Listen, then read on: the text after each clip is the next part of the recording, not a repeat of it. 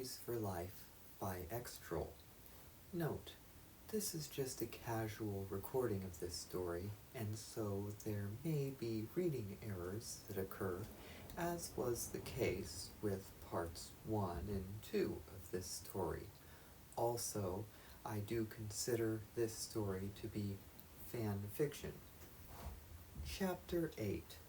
Unfortunately, searching for ways to go up wasn't going any better than searching for ways to go down was. The four of them were about to call their search for ways to go up quits for the day when they suddenly felt the house begin to move. Ah! They all cried, and they all tried to hang on to things that were sturdy that were near them.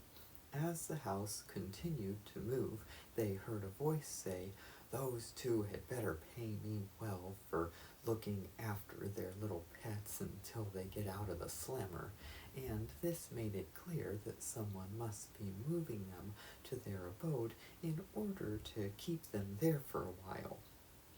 After a while, the house was still again, and Beauty, Beast, Dove, and Hawk all raced out to the backyard to figure out whether their new location might be easier to escape from. They quickly climbed up the backyard's wall, and they looked down from it.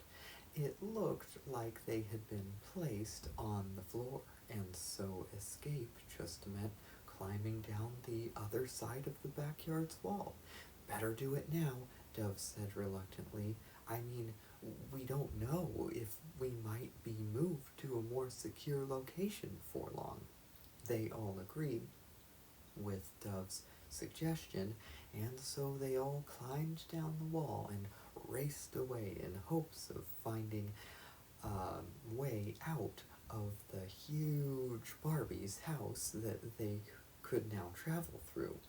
They searched around and soon found what looked like a mouse hole, and Beauty said, "Are we sure that we want to go in there?" But the others all insisted that they'd better take whatever escape route they could get.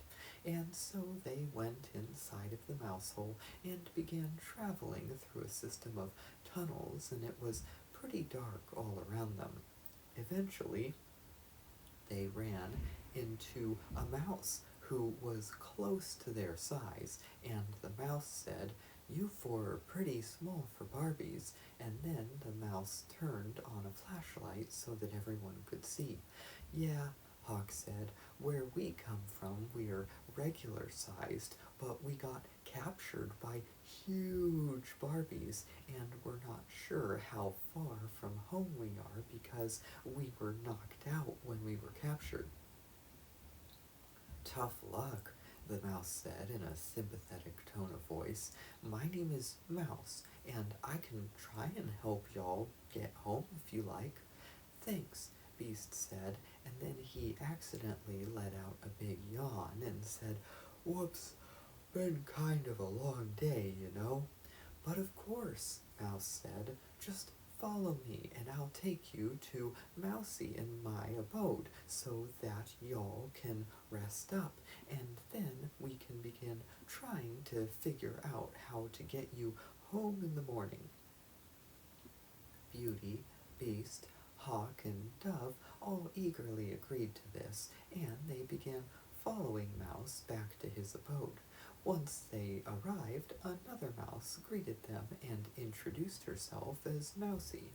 After everyone had been introduced to each other and Mouse had explained to Mousie about what the goal of the four Barbies was, Mousie and Mouse showed Dove, Hawk, Beast, and Beauty to a room where they could all sleep, and the four of them thanked the mice and fell asleep very quickly because they were so tired.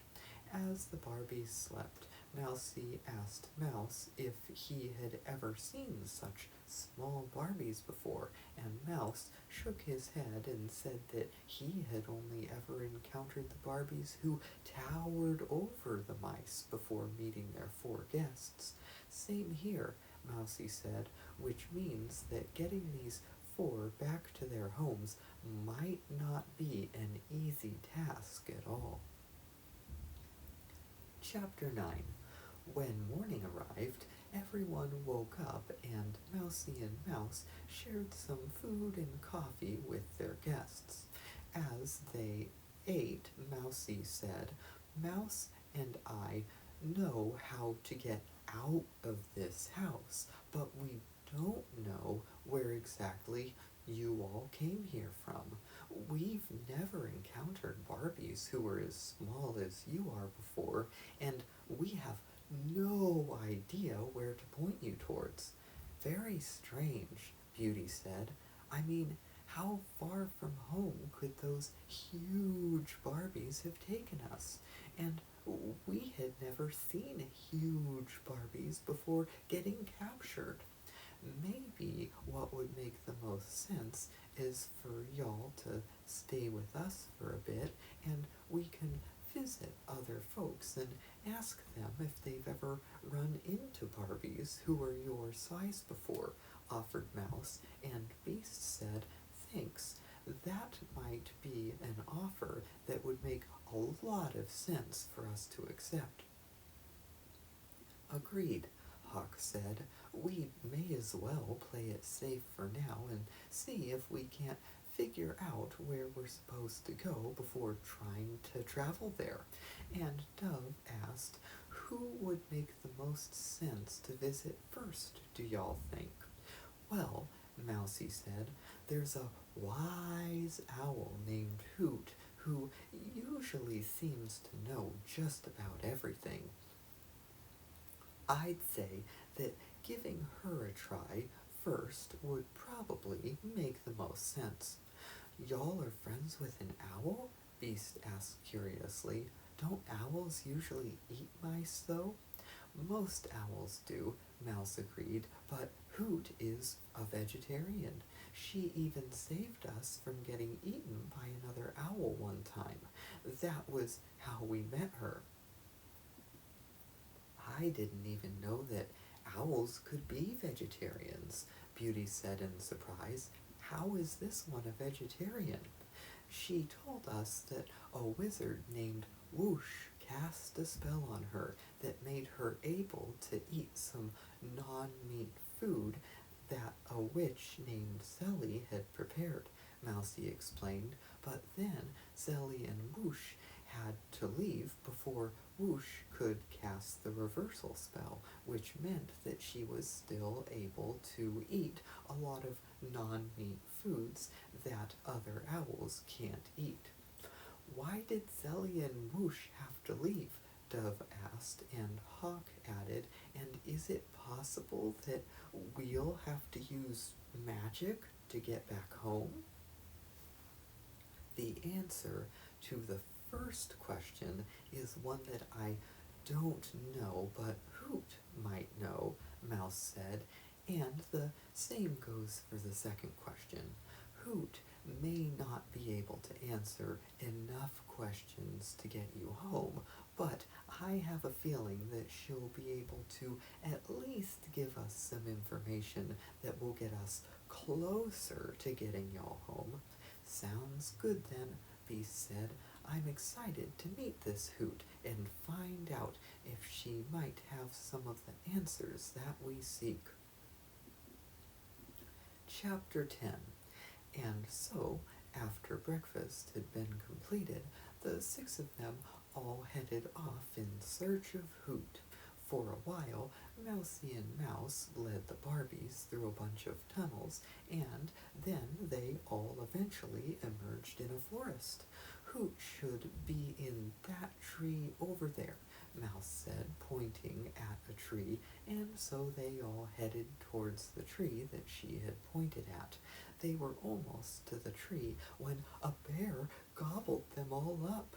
They all fell down into the bear's stomach, and Beauty said, "Are we doomed now?" "Don't worry," Mouse said, and he took some items out of his backpack that looked kinda like giant sheets. "As long as we're all sealed inside of these, the bear will just poop us out while we're still whole, and the stomach acids and whatnot won't kill us. So we're going to be going down the bear's anus?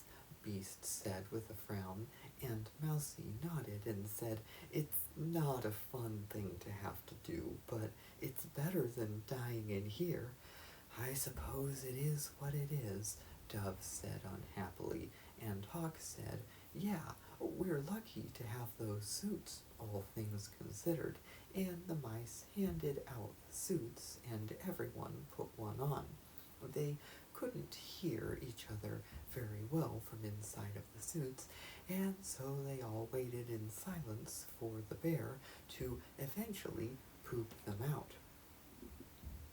After way too long, they were all pooped out, and then they exited the suits and began climbing the tree to get to Hoot. "That bear must have just stayed in one place the whole time," Hawk commented, and Dove said, "For sure, or else we'd have had to travel a bit to get to Hoot's tree." "I want to shower so badly," Beauty wailed, and Beast asked, "Does Hoot have a shower up there?" "Hoot did indeed have a shower up there the last time that we visited," Mousie said, and Mouse said, "Yup, I think we'll be able to get all cleaned up." "What about clothes, though?" Beauty asked. "Does Hoot have a laundry machine, too?" "I think so," Mouse said, "but I can't say for sure." "I really hope that she does," Dove said worriedly. "I mean, I really don't want to wear clothes that smell like poop for much longer, but I'm also not going to go parading around in my birthday suit either." "You Barbies are so funny," Mousie said. "I mean, not a single species besides Barbies gets all weird about being in their birthday suits." "Yeah," Mouse said. "I mean, I'll wear clothes for fun sometimes, but I don't get nervous about not having them on. Why are you Barbies that way?" "Well," Hawk said, "we were supposedly created by creatures called humans back in the day, but all of the humans supposedly died off for some reason. But we were made to look like them, and they passed on their squeamishness about being in their birthday suits to us." "So why were they squeamish about it then?" Mousie asked, and Beauty said that supposedly their ancestors had an option about whether to gain the knowledge of good and evil or not, and they chose to gain the knowledge of good and evil. Apparently, they made the wrong choice because they hadn't been squeamish about being in their birthday suits until after eating the forbidden food and gaining the knowledge. But some humans weren't squeamish about it even after that," Beast added, "but I think that most were. And us four, and all of the Barbies I've ever met, are squeamish about being in our birthday suits in public, and so it seems that the humans who were squeamish about it were the ones who we inherited our attitudes about birthday suits from." Suddenly, the six of them heard a voice say, "Well, if it isn't Mousie and Mouse, y'all smell a bit weird. What happened?" "Hey, Hoot," Mousie said, "we got eaten by a bear on the way here, and then got pooped out. You don't happen to have a washing machine for our Barbie friends' clothes, do you?" "I do indeed," Hoot beamed, "and I'm glad that y'all had your digestive suits with you when the bear ate you, or else that would have been a disaster. Come on in, and y'all can get cleaned up, and then we can all have a nice chat. that is what you came here for, right? To chat? Sorry, I didn't mean to assume. Yup, we came to chat, Mouse said. Beauty, Beast, Dove, and Hawk have some questions about Zelly, Whoosh, and some other topics. Wonderful, Hoot said happily. I can't wait to hear y'all's questions and have an excellent chat with all of you. Chapter 11. And so, Hoot's guests spent a while getting all cleaned up, and then, after a few hours, everyone was sitting around a charming round table and drinking coffee and eating food and snacks. As they ate and drank, Hoot's 6 guests explained the predicament that the 4 Barbies were in and asked if Hoot might know where their home was. It sounds like they may have been taken through a portal, Hoot said thoughtfully, because I know that there are smaller Barbies in some worlds, but not in this one. How do we figure out what portal to go through and where the portal is? Dove asked, and Hoot responded that it may be that only your Barbie captors will be able to provide us with that information. That's not good, Hawk said with a frown. I mean, what are we gonna do? Visit them in jail? I have a friend who's a police officer, Hoot said, and so I should be able to call him up and see if he can ask them for the information. That makes sense, Beast said, but do you really think that they're going to be down to spill the beans? I mean, why would they want to help us escape? Good question, Hoot said with a frown, and I think that maybe it would make the most sense to try and figure all of that out after seeing if my policeman friend can have any luck. That makes sense, agreed Beauty. So you want to just call him up now? Sounds good, Hoot said, and then she got a phone out and made a call. Hello, officer, Hoot said in a pleasant tone of voice. How's life? Glad to hear it, and life is very ordinary over here, except that I've got some small Barbies who I think came here from a portal and were kidnapped by a couple of recently imprisoned Barbies who are in your custody. Yup, that must be them. Would you mind asking them how to get the small Barbies back to where they came from? We're trying to get them home. Awesome. Thank you so much for your help, and I look forward to hearing from you about whether they're willing to spill the beans or not. Farewell to you too. Sounds like the officer is gonna help then, Mousie said after the phone had been hung up, and Hoot nodded and said, Yup, we should hear back from him within the next couple of hours. Nice, said Mouse. Oh, and these Barbies were curious about Zoe and Whoosh too. Ah, yes, Hoot said happily, my favorite magicians. They could probably get Beauty, Beast, Dove, and Hawk back to their world in a jiffy, but I never know when they might visit, and I have no way of contacting them. The last time that I saw them was about a month ago. They offered to make it so that I could eat meat again, but I told them that I was liking the vegetarian lifestyle and would prefer not to be turned back into a meat eater. The 7 of them continued talking for a couple of hours or so, and then Hoot's phone rang. Hello, said Hoot. Any luck? Those scoundrels, they want to be broken out of prison in exchange for giving us the portal information? Oh, well, I guess we'll have to consider this.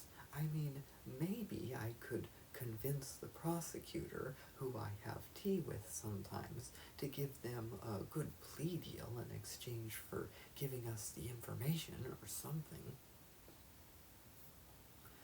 True, we don't want to do anything shady. At least we know that they know how to get the small Barbies back to their world.